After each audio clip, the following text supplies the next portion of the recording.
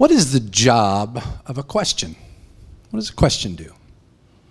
Does a question serve more than one purpose? Are some questions better than others? For example, why do I have this problem? Or, how can I solve this problem? Or, who can I get to help me solve this problem? Or, is this really my problem? How many of you have heard of an organization called the Right Question Institute? Anybody? Oh, good. As a teaching member of the Right Question Institute, what if I told you they had charted the relationship between the number of questions students ask in school and their engagement levels in school? Why is it that our reading and writing activities increase exponentially over the course of our school careers while our asking of questions falls off a cliff? And what does it say that during that same period of time, student engagement plummets by over 30%?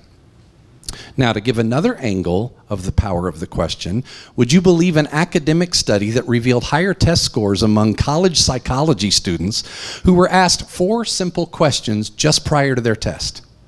Want to know the questions? What's one thing you learned in this class? Why is what you've learned important? How could you apply anything you've learned in your life? And what questions do you still have? What do you think the test results were for those students?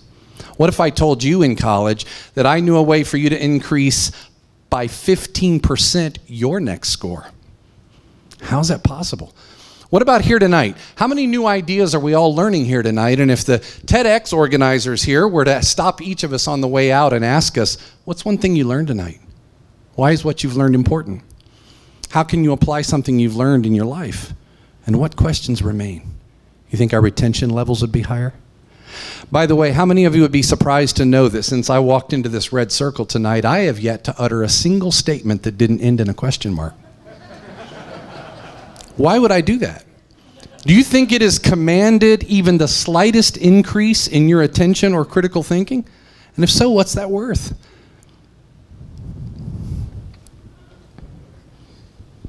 Is it worth something to you?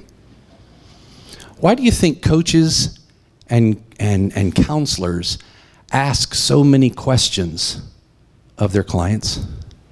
Why does that work? Why don't we ask more questions of ourselves as adults on a daily basis? And what if we did? And what if, as a human race, we all returned to our primal method of learning, creating, and problem solving, the question? What would we accomplish in this world if we did that? Wouldn't we all love to find out? And finally, will you accept my sincere appreciation for allowing me to share this time and stage with you tonight?